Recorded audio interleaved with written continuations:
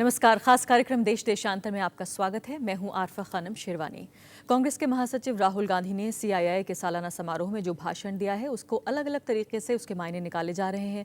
Congress party का उपाध्यक्ष बनने के बाद ये पहली बार वो इतने बड़े मंच पर बोल रहे थे और खासकर देश के सबसे बड़े उद्योगपतियों से वो संबोधित थे। अपने लगभग एक दशक के राजनीतिक जीवन में उनको जितनी बार बोलते हुए देखा गया है, इस बार ऐसा माना जा रहा है कि वो सबसे ज्यादा आत्मविश्वास से भरे नजर आए। कुछ लोगों का ये मानना है कि देश के भावी प्रधानमंत्री के तौर पर देखे जाने वाले राहुल ने ठीक एक भविष्य के नेता के तौर पर बात की और उन्होंने न सिर्फ इंडस्ट्री को बल्कि पूरे देश को नई उम्मीद से भर दिया। वहीं उनके आलोचक ये भी कह रहे हैं कि उनमें एक बड़े नेता की परिपक्वता जो होनी चाहिए वो नजर नहीं आई और वो अमेरिकी राष्ट्रपति बराक ओबामा से काफी प्रभावित नजर आ रहे थे, उन्हीं की तरह बोलने की कोशिश कर रहे थे। मेरे साथ स्टूडियो में कई खास मेहमान यहाँ पर मौजूद हैं। उन्हें इंट्रोड्यूस कराने से पहले आइए इस खास रिपोर्ट पर नजर डालते हैं। कॉरपोरेट जगत से मुखातिब राहुल गांधी का भाषण भले ही उनके विरोधियों को पसंद नहीं आया हो, लेकिन उद्योग जगत में उनके भाषण की जमकर तारीफ हुई। राहुल गांधी ने कांग्रेस के उपाध्यक्ष बनने के बाद पहली बार देश के उद्योगपतियों के सामने अपना विजन पेश किया। राहुल ने इंफ्रास्ट्रक्चर डेवलपमेंट के अलावा आम जनता की दिक्कतों को समझने पर जोर दिया। उन्होंने विकास में उद्योगपतियों के महत्व को बताते हुए कहा कि हमें अपने सिस्टम में परिवर्तन करके सांसदों से लेकर ग्राम प्रधानों को भी देश की नीति निर्धारण में शामिल करना होगा। राहुल गांधी के लिए प्रधानमंत्री पद को लेकर हो रही तमाम अटकलों और गुजरात के मुख्यमंत्री नरेंद्र मोदी से उनकी तुलना के बीच राहुल ने अपने आप को एक भविष्य के नेता के तौर पर पेश किया है। हालांकि उनकी ये कोशिश साफ नजर आई कि किसी तरह वो मोदी से हो रही अपनी तुलना का जवाब न दें। जी हाँ, तो हमारे साथ स्टूडियो में कई खास मेहमान हैं इस मसले को, इस गुत्थी को सुलझाने के लिए कि राहुल गांधी के भाषण को किस तरह से देखा जाए। अलग अलग चश्मे से देखने की कोशिश हो रही है। उनकी बॉडी लैंग्वेज कैसी थी, उनके चेहरे के एक्सप्रेशंस कैसे थे, उन्होंने किस तरह से अलग अलग तरीके से अपनी बात कहने की कोशिश की। मेरे साथ स्टूडियो में मौजूद हैं परंजय गुहा ठाकुरता, सीनियर जर्नलिस्ट हैं, Vinod Sharma ji, political editor Hindustan Times, professor Anil Mishra जो कि पॉलिटिकल साइंस पढ़ाते हैं, इसके अलावा पॉलिटिकल एनालिस्ट भी हैं, और स्मिता मिश्रा वरिष्ठ पत्रकार। इन चारों मेहमानों से हम समझने की कोशिश करेंगे। सबसे पहले विनोद शर्मा जी, आपसे जानना चाहती हूँ कि जब उपाध्यक्ष बनने के बाद जब तमाम लोगों की निगाहें विपक्ष की, उनकी खुद की पार्टी की, आम जनता की उनके ऊपर थी, तो सीआईआई को चुनने के पीछे क्या लगता है आपको वजह? देखिए, सीआईआई एक फॉर्मल गैदरिंग थी। उन्होंने अपने आप को देश के उद्योगपतियों से संबोधित किया। ये बात अलग है कि बहुत से लोग ये मानते हैं कि आर्थिक मुद्दों पे जिस पैनी नज़र से उनको टिप्पणी करनी थी वो नहीं हुई, और उनकी जो स्पीच थी वो एक आम आदमी के लिए स्पीच थी, एक जर्नलाइज स्पीच थी। और मैं ये समझता हूँ कि आजकल ये प्रथा सी बन गई है कि जब भी किसी उद्योगपति के निमंत्रण पे या किसी इंडस्ट्री की कॉन्फेडरेशन की निमंत्रण पे कोई नेता जाता है तो अपेक्षा ये की जाती है कि वो सब बातें बोले जो इंडस्ट्री सुनना चाहती। लेकिन मेरी नज़र में राहुल गांधी ने इंडस्ट्री से मदद मांगी अपने विचारों को कार्यान्वित करने के लिए, और उन्होंने अपने आप को एक आम जो नागरिक है इस देश का उसके साथ जोड़ने की कोशिश की, जो अपने आप को निस्सहाय पाता है। लेकिन मदद तो इंडस्ट्री मांग रही थी। स्लो डाउन जिस तरह का हो रहा है, जो इंडस्ट्री चिल्ला रही है। इंडस्ट्री, मैं समझता हूँ कि इस देश में इंडस्ट्री का बहुत कंट्रीब्यूशन रहा है हमारी इकॉनमी को आगे ले जाने के लिए। लेकिन जब जब हमारी इकॉनमी जो है वो किसी संकट में आई है तो जो प्राइवेट इंडस्ट्री है वो अपने धन पर बैठ गई। 2008 में उन्होंने जितना भी निवेश करना था वो रोक दिया, कम से कम डोमेस्टिक इंडस्ट्री ने रोक दिया। जिस वक्त इस देश को ज़रूरत थी कि इकॉनमी अपनी ऊर्जा पे चलती रहे, पैसे की, निवेश की ज़रूरत थी, उस वक्त निवेश नहीं हुआ, और निवेश जितना भी किया गया वो सरकार के द्वारा हुआ जी। तो इस बात को हम अलग रखें। हमारा जो आज के दिन जो हम जिस बात पे चर्चा कर रहे हैं वो है राहुल गांधी की स्पीच। मैं विनोद जी उसी के बारे में बात कर रही हूँ कि जिस तरह का आश्वासन इंडस्ट्री चाह रही थी कि एक ऐसा आदमी जिसको हम शायद भविष्य के प्रधानमंत्री के तौर पर देख रहे हैं, हालांकि उन्होंने बार बार इस बात को मना जरूर किया, लेकिन जिस तरह का आश्वासन इंडस्ट्री को चाहिए था क्या वो मिला? उन्होंने जरूर ये बात की कि इंडस्ट्री और सरकार को काम करना है साथ में मिलकर, लेकिन इंडस्ट्री को जो चाहिए था क्या वो राहुल गांधी से मिल पाया? देखिए, इंडस्ट्री के बारे में उन्होंने बहुत कम कहा। उन्होंने ये कहा कि हम आपसे मदद चाहते हैं, हम चाहते हैं कि आप इस हवन में आहुति दें। उन्होंने इंडस्ट्री से रूबरू होकर बात नहीं की। उन्होंने इंडस्ट्री के ज़रिए इंडस्ट्री को अपने साथ दिखाते हुए जनता से रूबरू होकर बात करने की कोशिश की। और ये बात आप समझ लीजिए कि वो आज के दिन ना तो इस देश के प्रधानमंत्री हैं और ना ही कोई उनके पास पद है, तो वो क्या क्या क्या क्या प्रोमिसेस देते हैं। ये बात अलग है कि बहुत से लोगों ने कहा है कि जो कुछ उनके बयान है, जो कुछ उनकी टिप्पणियां थी, वो प्रधानमंत्री की टिप्पणियों से जुदा थी। तो इसलिए कुछ लोग ये कहते हैं कि विपरीत दिशा में पार्टी और सरकार ले जा रही है हमारे देश की अर्थव्यवस्था को। लेकिन मैं ये समझता हूँ और इस बात पे मैं बार बार उसको दोहराता हूँ, मणिशंकर अय्यर के कमेंट्स को दोहराता हूँ कि जब वो मंत्री थे तो वो कहते थे कि ये जो वाम दल हैं ये मेरी मदद करते हैं, मेरी डिसीजंस पे व्यंग कसते हैं, उनको क्रिटिसाइज करते हैं, लेकिन मेरी मदद करते हैं, क्योंकि अगर किसी मुद्दे पर दो विचार हैं तो फाइनली जो पॉलिसी बनेगी उसमें टेम्पोराइज होकर पॉलिसी बनेगी। उसमें मैं समझता हूं कि एक बैलेंस्ड अप्रोच रहेगी और इस देश में भले ही कोई भी पॉलिसी हो,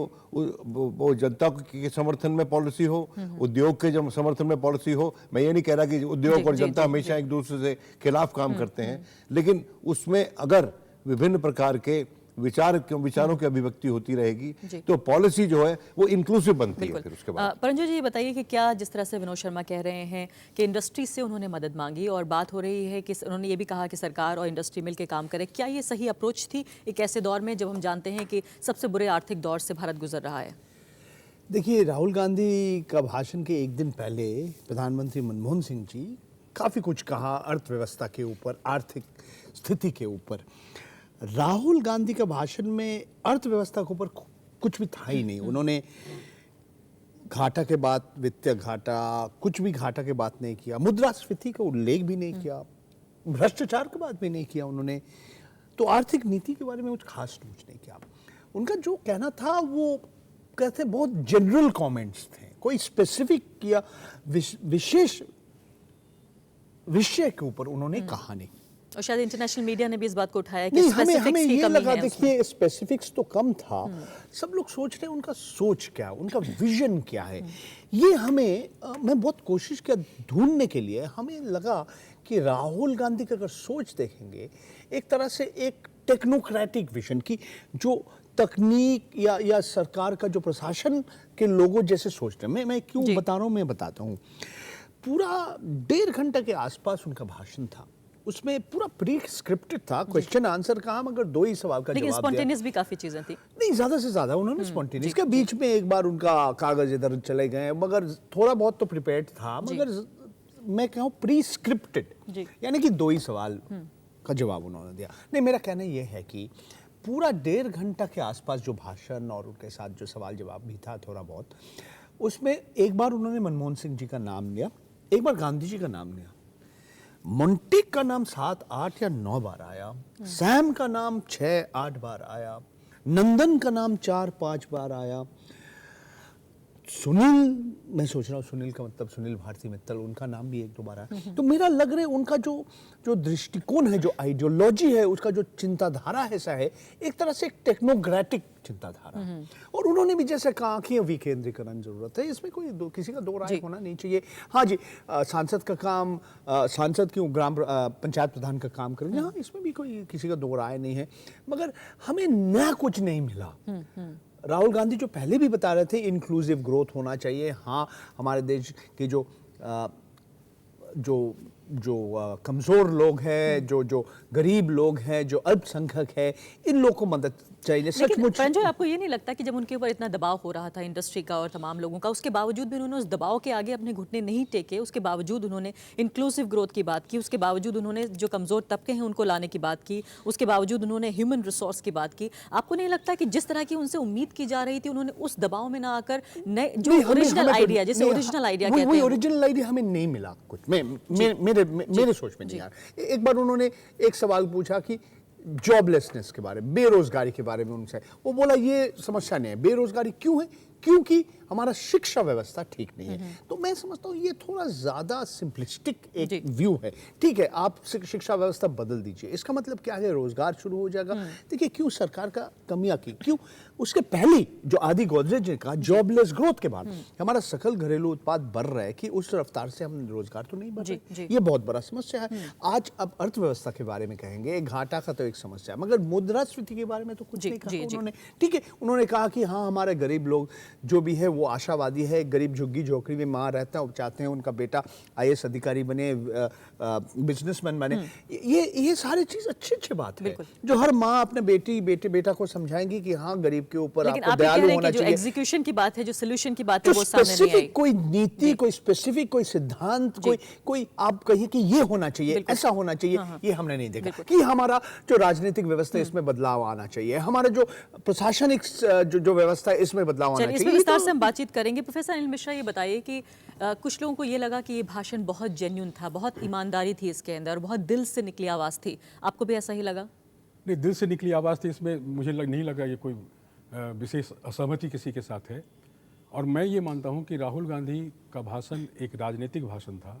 वो उद्योगपतियों को संबोधित नहीं कर रहे थे। वो तो प्लेटफॉर्म गलत था क्या? मुझे पूरी बात कर रही थी, नहीं प्लेटफॉर्म बिल्कुल ठीक था, लेकिन वो पूरे राष्ट्र को संबोधित कर रहे थे, यहाँ के आम लोगों को संबोधित कर रहे थे और एक पार्टी के उपाध्यक्ष के रूप में बोल रहे थे। और जैसा इन्होंने कहा कि वो समय नहीं था जिसमें वो बिल्कुल स्पेसिफिक में जाते कि मुद्रास्फीति इतना बढ़ गया है, करप्शन, लेकिन वो व्यवस्था, आर्थिक व्यवस्था नहीं, व्यवस्था परिवर्तन की बात उन्होंने बार बार कही। और किसी भी राजनीतिक दल के इतने जिम्मेदार व्यक्ति के द्वारा एक तो कभी मैंने नहीं देखा कि वो इस तरह से इंट्रोस्पेक्शन की बात करे, और दूसरी न तो मैं ये भी नहीं देखा कि इस तरह की एडमिट करे कि हमारे राजनीतिक व्यवस्था में क्या क्या खामियां हैं और हम कैसे उसको दूर कर सकें। राहुल गांधी के भाषण से एक बात साफ झलकती है कि वो दीर्घकालिक राजनीति करने आए हैं। यानी आप ये कह रहे हैं लंबी रेस की राजनीति करने आए हैं। वो जल्दी में नहीं है, वो तो पता ही चल गया 7-8 वर्षों में, अभी भी जल्दी नहीं है उनको, अभी भी उनको कोई जल्दीबाजी नहीं है। और इसलिए बार बार वो व्यवस्था परिवर्तन की बात कर रहे हैं, राजनीतिक दलों के पूरे लोकतांत्रिकरण की बात कर रहे हैं, राजनीतिक भाषा, राजनीतिक संस्कृति की पारदर्शिता की बात कर रहे हैं। और इस साहस के साथ इस बात को कहना, क्योंकि उसको लागू करना पड़ेगा। लोग पूछेंगे कि लेकिन मैं वही आपसे, प्रोफेसर मिश्रा, मैं आपसे यही जानना चाहती हूँ, उसको आपने पूरा किस हद तक किया, कैसे किया? वो रोड मैप उन्होंने जयपुर में भी कहा था और आज भी बहुत सारी बातें उन्होंने उसकी दोहराई। अब आगे देखना, ये जनता की उम्मीदें बढ़ रही हैं कि एक अलग व्यक्ति की तरह वो दिख रहे हैं जी। लेकिन 9 साल पिछले कांग्रेस पार्टी की सरकार रही, इस टाइम वो कांग्रेस पार्टी के एक बहुत महत्वपूर्ण आदमी है, वो शख्स सिस्टम बदलने की बात कर रहा है जो पिछले लगभग 1 दशक से जिसकी पार्टी सत्ता में है। क्या सवाल उसके ऊपर वापस नहीं जाते? सवाल बिल्कुल वापस जाते हैं, लेकिन सवाल जाने के साथ साथ व्यवस्था परिवर्तन, आप जैसे उन्होंने खुद कहा, बार बार उन्होंने जटिलताएं और कॉम्प्लेक्सिटीज की बात करी। और ये बात सभी मानेंगे कि ये कोई, जैसे पूरे देश में एक माहौल बन रहा है कि कोई एक व्यक्ति आएगा और सारी चीजों का निराकरण उसके पास है, वो आएगा सब कुछ बदल देगा। ये तो हिटलर के ज़माने में भी बात होती थी कि वो आएगा और सब कुछ, सारी आकांक्षाएं, सारी आशाएं पूरी हो जाएंगी। इतना आसान तो है नहीं। स्मिता मिश्रा, जिस तरह से बात हो रही है डिसेंट्रलाइजेशन की, जिन्होंने जिक्र किया, उन्होंने कहा कि प्रधान के पास पैसा तो पहुंच गया लेकिन वो असर नहीं आया, उसकी बात में, पॉलिसी मेकिंग में वो शामिल नहीं हुआ। क्या कहना चाहते हैं इस बात से राहुल गांधी, कैसे बदलेगा ये? नहीं, अभी प्रोफेसर मिश्रा ने जो बात शुरू की थी, मैं उससे पूरी तरह इत्तेफाक रखती हूँ कि ये ठीक है कि ये CII का प्लेटफॉर्म था, उनका इवेंट था, लेकिन कल उनकी बातों से पूरी तरह, चाहे आप उनका जो ओरिजिनल भाषण को सुने या उसके बाद के सवाल जवाब के सेशन पर आप गौर करें, निश्चित रूप से कल राहुल गांधी इंडस्ट्री के कैप्टन्स को एड्रेस करने नहीं गए थे। उनका संबोधन पूरे देश के लिए था। जो युवा वर्ग है वो अपनी पार्टी को भी कहीं ना कहीं एड्रेस कर रहे थे उस कार्यक्रम के जरिए। इसीलिए मैं ये समझती हूँ, जो परिपक्वता वाली बात आपने शुरू की थी, मैं इस आर्ग्यूमेंट से बहुत ज़्यादा इसके प्रभाव में नहीं हूँ, क्योंकि भारत के अंदर भी कुछ प्रदेशों का आप राजनीतिक इतिहास देखिए और आप दुनिया भर में देखिए, हमेशा परिपक्वता एक एसेट नहीं होता है। कई बार राजनीति में बिल्कुल अपरिपक्व माने जाने लोग, उन पर जनता ने पूरा भरोसा जताया है। तो मुझे लगता है कि परिपक्वता को लेकर हमारे एनालिस्ट और कमेंटेटर्स को बहुत चिंतित होने की आवश्यकता नहीं है। अब हम आते हैं उनके भाषण के टेक्स्ट पर, जो आपने बताया ग्राम प्रधान को कैसे शामिल किया जाए। मुझे लगता है खासकर हम लोग यहाँ और तमाम लोग जो हमारे सीनियर्स बैठे हैं, आप वर्षों से जब आप किसी राजनेता के भाषण को कवर करते हैं, आप देखते हैं कि वो किसी भी दल से जुड़ा हो, मोटे तौर पर वो एक ही मुद्दे हैं जिन पर बोलते हैं। जी। अलग अलग पार्टी की आइडियोलॉजी के हिसाब से थोड़े उसमें स्पेसिफिक्स बदल जाती हैं। राहुल गांधी के भाषण में जो अच्छी बात दिखी वो ये थी कि एक ताजापन था। जी। जो बातें आम राजनेता रटा रटाया बोलते हैं उसको थोड़ा बहुत आगे पीछे करके उन्होंने उससे कुछ अलग विषयों को उठाया है, और चूंकि इंडस्ट्री के कैप्टन्स के सामने उठाया है तो इससे उनकी एक जेन्युइननेस। नहीं, मैं ये जानना चाहती हूँ कि वो ग्राम प्रधान को जो ताकत देने की बात कर रहे हैं, जो जिस तरह की पावर देने की, जो पॉलिसी मेकिंग में उसकी भागीदारी की बात कर रहे हैं, क्या करना चाहते हैं वो, उनका आइडिया क्या है? जी, मैं उस पर आ रही हूँ। देखिए, यहाँ तक तो बात बिल्कुल सही, और मुझे नहीं लगता कोई इससे कोई नाइतफाकी किसी की होगी कि जिस तरह से पंचायत से एम्पावर हो रही हैं, ग्राम पंचायतों को ताकत मिल रही है। ये मजाक में कहा भी जाता है कि एमपी एमएलए वो गाड़ी नहीं अफोर्ड कर सकता जो आज ग्राम प्रधान अफोर्ड कर रहा है। इस तरह के राजनीतिक मजाक भी चल रहे हैं। मैं ये कहना चाहती हूँ कि ग्राम प्रधान यानी कि जो आपका डेमोक्रेसी का लोएस्ट रंग ऑफ ऑफिस बेयरर जो है, चुना हुआ प्रतिनिधि, उसको आप अपने नीति निर्धारण में शामिल करें, पार्टियां भी करें, और फिर उसको व्यवस्था में भी शामिल किया जाए। इसकी जरूरत तो है। मगर फिर वही है, ब्रेक हम ले रहे हैं। ब्रेक के बाद हम वापस आएंगे, जाने की कोशिश करेंगे कि जिस तरह से मीडिया के जरिए और तमाम दूसरे सर्कल्स के जरिए भी लगातार दो तरह के प्रधानमंत्रियों की बात हो रही है। कुछ लोग मोदी को आगे प्रोजेक्ट करने की कोशिश कर रहे हैं, नरेंद्र मोदी गुजरात के मुख्यमंत्री, और साथ ही राहुल गांधी भी। क्या वाकई राहुल गांधी ने उस दबाव के तहत कोई बात की, या फिर वाकई होशियारी जिसे कहते हैं उसके तहत उन्होंने अपने ओरिजिनल आइडियाज आगे लाए? और इसके अलावा बॉडी लैंग्वेज को लेकर भी उनके काफी बात हो रही है, जिस तरह का आश्वासन उन्होंने देने की कोशिश की, जो कॉन्फिडेंस नजर आया। ब्रेक के बाद जिक्र करेंगे।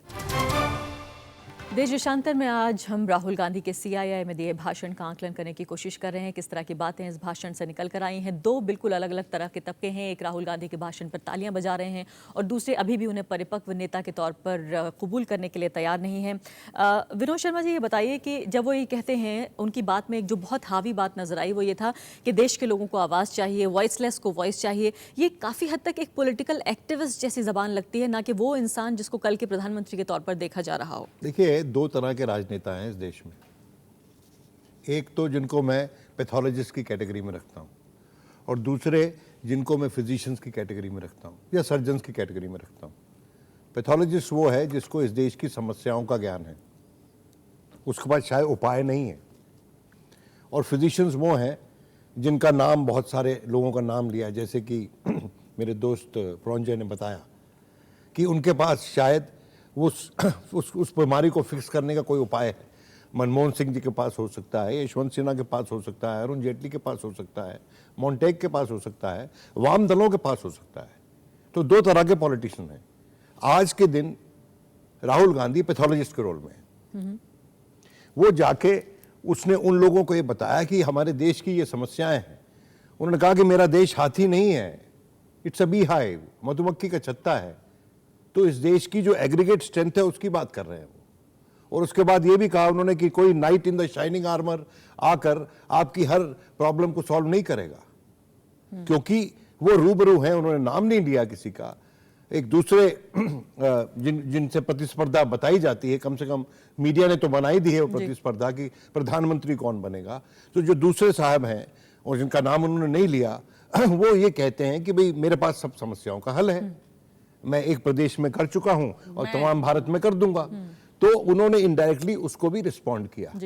रही बात प्रॉन्जय बोले कि उनसे एम्प्लॉयमेंट की बात की गई, उसके जवाब में उन्होंने ये नहीं कहा कि एजुकेशन की प्रॉब्लम है, उन्होंने कहा कि स्किल इम्पार्ट करो। जी। देखिए, स्किल वर्कर्स अगर पैदा करेंगे इस देश में तो सेल्फ एम्प्लॉयड भी हो जाता है वो। उसको सरकार को जुगाड़ करके नौकरी देने की जरूरत नहीं है। आप कारपेंटर को देख लीजिए, कारपेंटर जो है उन्नति करके एक फर्नीचर ट्रेडर हो सकता है, बड़ा फर्नीचर मैन्युफैक्चरर बन सकता है। उसी तरह प्लम्बर्स हैं, उसी तरह हमारे देश में खाना बनाने वाले लोग हैं, एग्जीक्यूटिव शेफ्स जो बड़ी बड़ी होटलों में काम करते हैं, उनको लाखों रुपए तनख्वाह में मिलते हैं। तो वो स्किल डेवलपमेंट की उन्होंने बात की।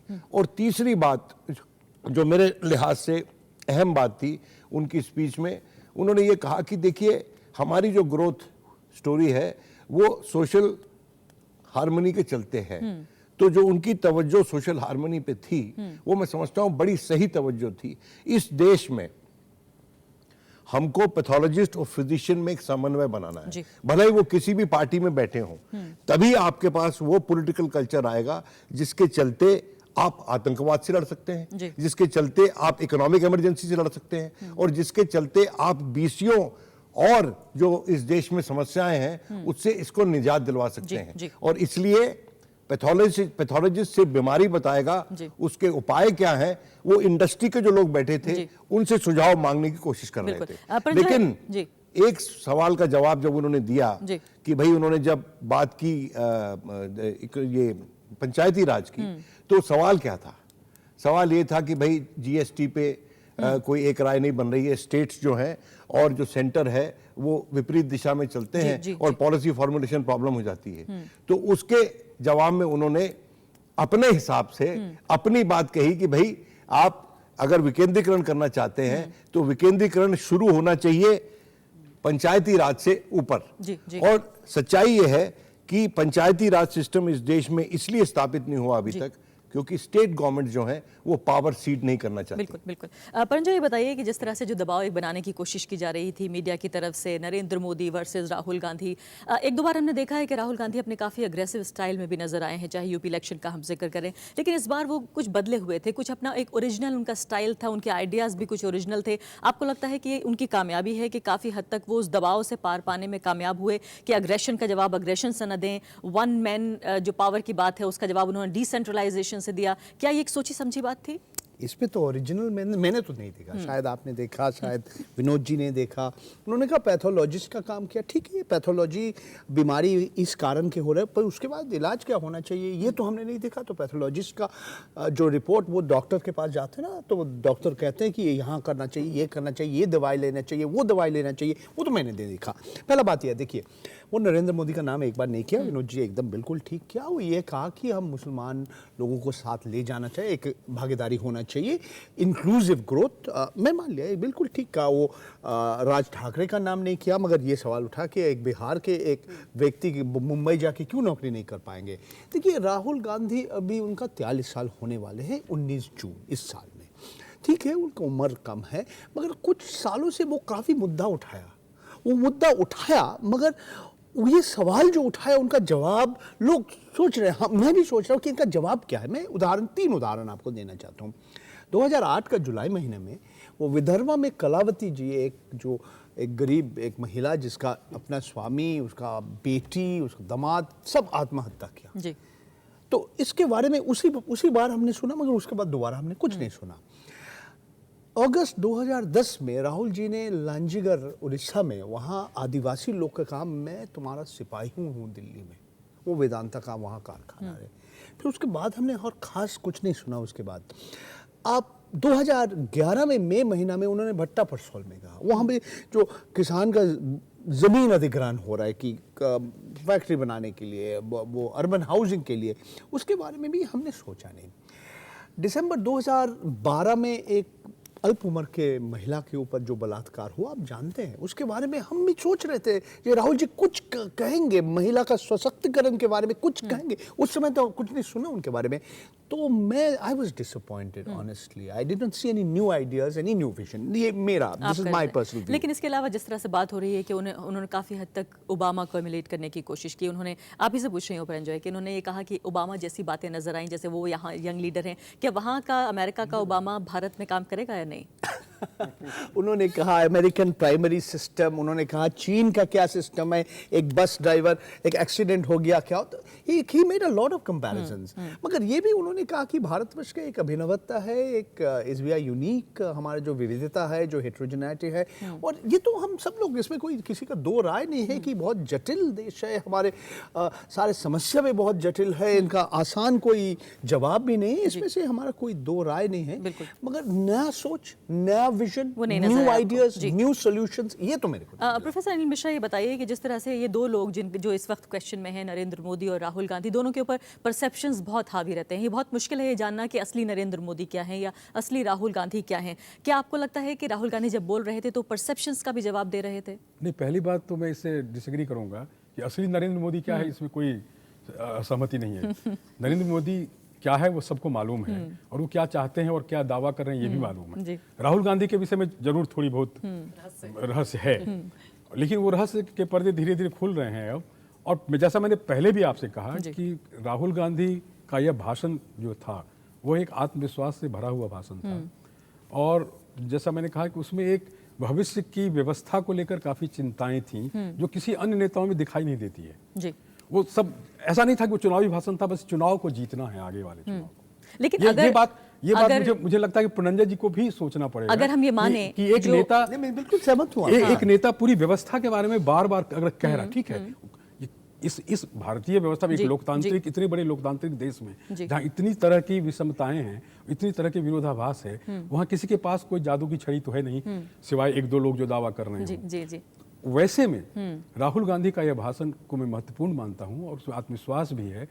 सिर्फ मैं आशा करता हूँ, उम्मीद भी करता हूँ कि आगे जो भी उनके सलाहकार हैं और वो उस दिशा में अगर सचमुच 2-4 कदम भी आगे अगर ले लें तो उनकी विश्वसनीयता काफी बढ़ेगी। मैं आपसे ये जानना चाहती हूँ कि 2014 में अगर हम ये मान लें कि राहुल गांधी कल को प्रधानमंत्री बनते हैं, जो वोटर या फिर जो दर्शक देख रहा था उनके भाषण को, क्या उसमें कोई ऐसी 3 चीजें मिली जिससे उसे ये लगेगा कि अगर मैं इनके लिए वोट करता हूँ तो मुझे ये 3 सॉल्यूशंस मिलेंगे? कोई ऐसी 3 बातें?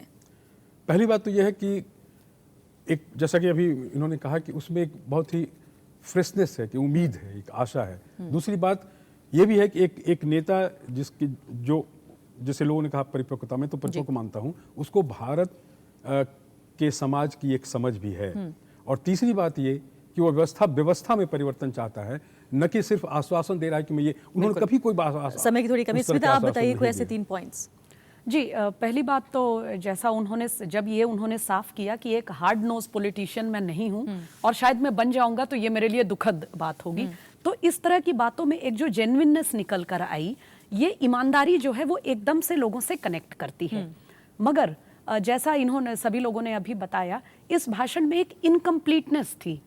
क्यों इनकम्प्लीटनेस थी? क्योंकि उन्होंने बीच में एक वाक्य बोला कि जो हो रहा है इससे वो फ्रस्ट्रेटेड है।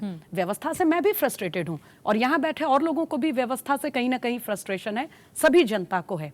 जब एक लीडर की हम बात करते हैं, एक लीडर अगर व्यवस्था से फ्रस्ट्रेटेड होकर बात खत्म कर दे तो वो बात इनकम्प्लीट रह जाती है। वो पूरी बात नहीं है, वो अधूरी बात है, क्योंकि फ्रस्ट्रेटेड तो हम सब हैं।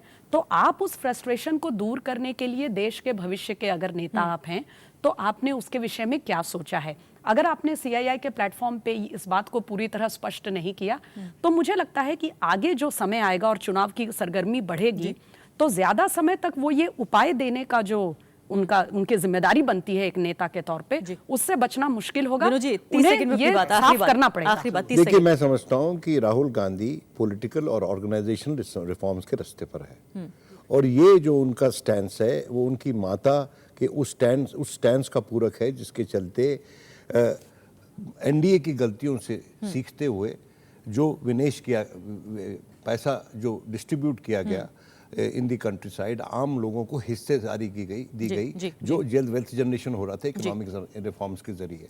और मैं समझता हूं कि अगर इन दोनों में समन्वय रहता है, सरकार की बात छोड़ दीजिए, सरकारों को 20 काम करने पड़ते हैं और इस देश में उद्योगपति से कंसल्टेशन होती है बजट बनाने से पहले, आम आदमी से तो नहीं होती। तो इसलिए मैं समझता हूं कि हमको हर युवा नेता को एक बेनिफिट ऑफ डाउट देना चाहिए और समय देना चाहिए ताकि उसकी थिंकिंग इवॉल्व हो और कॉन्क्रीटाइज हो। यानी कि आप ये कह रहे हैं कम से कम नई उम्मीद तो जरूर उनके भाषण से जगी है। बहुत बहुत शुक्रिया विनोद शर्मा, परंजय गुहा ठाकुरता, प्रोफेसर अनिल मिश्रा, साथ ही स्मिता मिश्रा।